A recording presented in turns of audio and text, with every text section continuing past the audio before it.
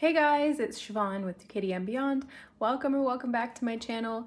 Let's go ahead and do the Taurus reading for January and see what comes through. So this will be for Taurus, Sun, Moon, Rising, or Venus, or if you just felt called to click on this video, let's see what comes through for your month of January. So let's get a card for the, oh, that was fast. Overall energy, 10 of Wands this month. What is the challenge? Oh, wow, your cards are really coming out quick. 7 of Cups for the challenge / opportunity. The advice and guidance is the 9 of Pentacles. The possible outcome. The World in reverse. Okay, so the overall energy that you guys have for this month in January is the 10 of Wands. So it's a bit of a burdensome energy. There's a lot that you're carrying. There might be a lot that you've taken on. And this could just be little things. It could be like projects or ideas or responsibilities, maybe even emotional responsibilities for other people. There's the Cups here in the second position, so I kind of feel like there's just kind of a lot of emotional stuff going on for you this month, and you're concerned possibly about your finances, you're concerned about your situation, maybe even concerned about the world. There's just a lot going on, and with this 10 of Wands energy, it's kind of like all of that stuff is piling up, it's backing up, it's being heavy, you know, weighing heavy on your shoulders, or in this case, weighing heavy on your arms because you're carrying it all. And the problem is that when you take on all of that, it kind of blocks your vision. It blocks your ability to see what's coming and your ability to move forward intentionally with awareness, because you can't see when you're bogged down with all of these situations, people, thoughts, responsibilities, whatever all of these wands happen to be. The good thing is that the 10 of Wands is the ending of a cycle. Now it's a question of whether you want to build on that foundation that you've created by taking on all of this responsibility, or if you want to start something fresh and new that feels maybe a little bit more liberating and freeing for you. So the challenge and obstacle is the 7 of Cups. So 7 of Cups is kind of like, you're not seeing things clearly. You might have a lot of different emotional options or things going on within you that are, again, like fogging up the lens. You're not being able to see things clearly. You might not even be feeling things clearly because there's obstructions, possibly those responsibilities that you've taken on for other people and things like that that are weighing on you and limiting your ability to really connect with yourself and take action for, you know, your own good and your own benefit. This is also, I want to mention, I always put the challenge and the opportunity together because I always see the challenge as an opportunity for evolution, for learning, for growth.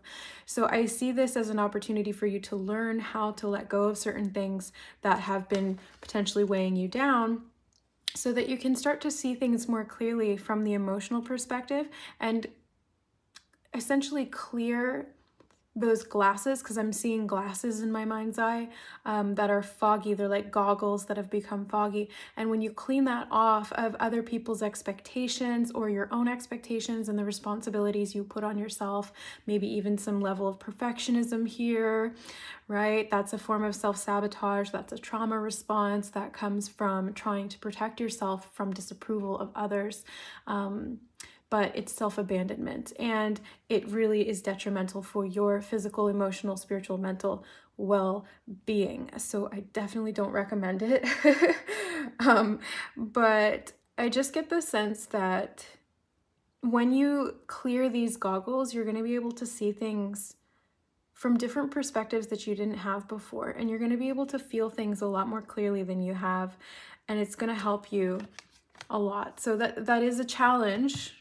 The emotional realm is a bit of a challenge this month, but if you can get to that point where you can see things clearly, it's going to really help you to grow. So the advice and guidance that you're getting here for January is the 9 of Pentacles. So I see this as spending some time on your own, focusing on your needs, taking care of yourself, and treating yourself too.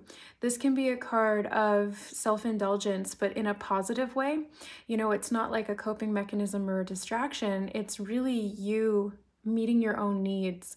And that's what's going to help to clear up some of this fog that has been really obstructing your ability to see things clearly and to feel things clearly, and remove some of those burdens. Because when you start connecting with what it is that you need, you start to realize how much you don't need to be doing. You really don't need to be doing that much. You don't need to take on that much. You don't need to feel responsible for everyone and everything. That's not your task. That's not what you were put here for, and it's not serving you in any way. If anything, it's just weighing you down, like we see with that 10 of Pentacles. So the advice here is really to find balance and harmony within yourself, listen to your needs, and then meet those needs unapologetically. The possible outcome you have here for January moving into February is the World card in reverse. So this could be a couple of things. This could be that you're concerned with the state of the world, but I also see this as resistance to shifting a cycle. So that's ending this cycle of burden. It's like, are you really going to start this at a 1 and build on this foundation of heaviness and burdens and responsibilities and expectations that you've put on yourself? Or do you want to start something different? The potential outcome is not ideal because that kind of loops you back into that same cycle again. But again, this is potential, and you have the potential to shift it. So let's get some clarifiers for the World card. So you have the Ace of Pentacles and the Seven of Pentacles. I'm going to get some for the 10 of Wands too.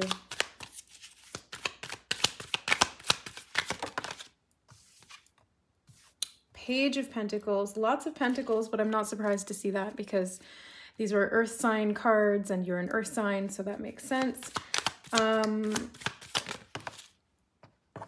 And the King of Swords. Okay, so this is actually interesting. I wasn't going to mention it, but because this card popped up, I actually already recorded your reading earlier tonight, but my phone glitched out for some reason and it deleted the video. So I had to come back and re-record it.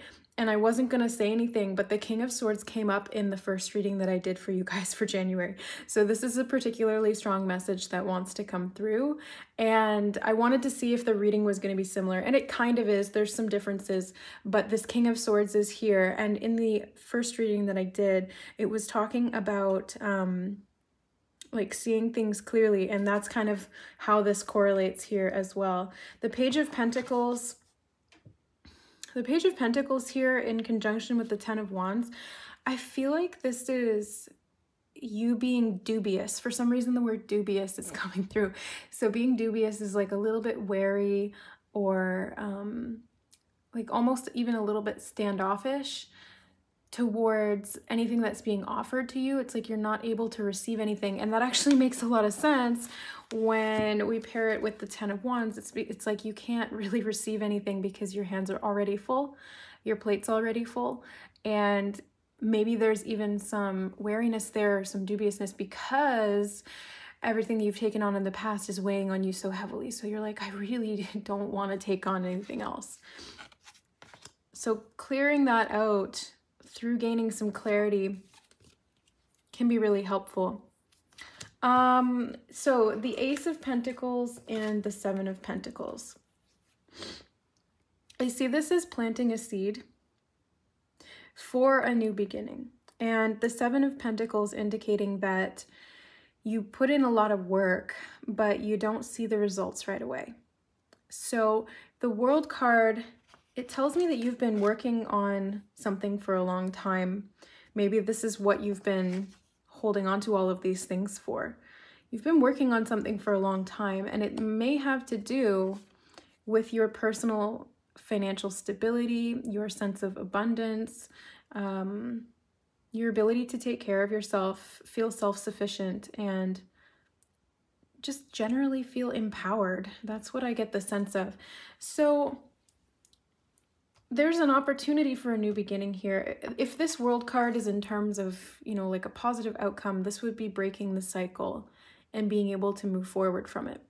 So starting fresh with the Ace of Pentacles, being able to take that offer and do something with it and have trust and faith that what you're creating will blossom, it will bloom, especially when you take a step back from it. Because I get the sense that with this Ten of Wands, maybe you've been really obsessing over things, or just putting a lot of pressure on yourself to create results or to perform. And even if you're not doing that physically, it's like that's all happening internally in the mental realm with that King of Swords there.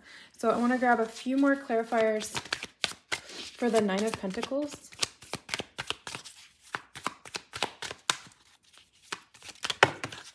It's too many.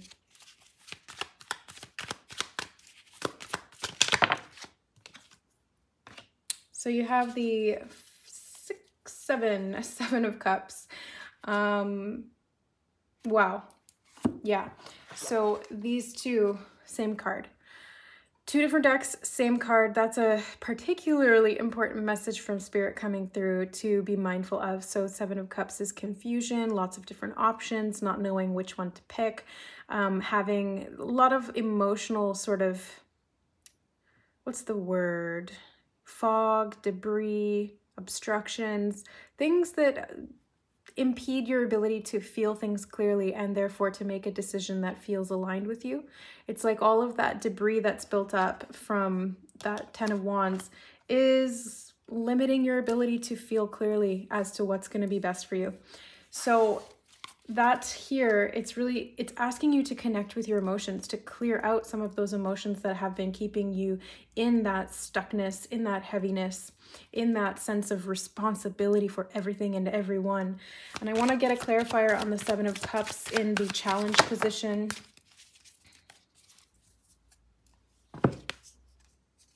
Knight of Swords. So there seems to be kind of a toss-up here between Swords and Cups. It's like sometimes you're really, really in your head about it, and then sometimes you're... No, okay, sorry, they kind of corrected me because I was going down one path and they were like, no, it's actually the other way around. So instead of being really in your head sometimes and in your emotions at other times, which is kind of what I thought, they corrected me and made it very clear that it's the fact that you're in your head so much that's obstructing the emotional realm. So it's being so in your head that you're creating emotional realities that don't exist. Yeah. So you're obscuring your vision of the world because, again, it's like those dirty goggles or blurry goggles. You're not seeing it clearly, and you're feeling that reality that you're creating is true because the mind and the emotional body are connected. So when you really think something repetitively, you start to evoke that emotion within your body, and it becomes real. Like, it becomes real to you because it's an experience, it's subjective, and it feels like it's the truth, but it's not. And you can change that reality by shifting your thoughts about the matter. Maybe observing your thoughts would be helpful. I just really get the sense that this month is going to be about self-care for you. So however that feels, if that means treating yourself or taking some time to yourself, whatever you need to do, important to meet your needs this month. So let's grab an oracle card to close it out here for Taurus in January. Sensitivity. Ascended Master Lady Nada and rhodochrosite. So rhodochrosite is a heart chakra crystal. It's also really good for emotional healing when it comes to like trauma and abuse and emotional confusion. Oh, okay, so that's why it's here. Yeah, it's to help you to weed through some of the emotional debris that you have going on and some of the mental kind of mazes that you've created in your own head, and it feels like you kind of got lost in that maze. That's what I'm seeing in my mind's eye. It's like you've created this maze and now you're lost in it, and you're kind of, you don't know what to do, and you're carrying all of these sticks and you're just like, what is happening? So be very mindful of your sensitivity in January. You may be extra sensitive this month, and that's why it's so important to take care of your needs and meet your needs so that you feel safe emotionally and you're grounded and that you can think and feel clearly. That's really the message and the takeaway here. So thank you so much for watching, guys. If you're interested in more info on what's going on for January, check out the 2021 year ahead reading. We go into all of the months in 2021 really in depth.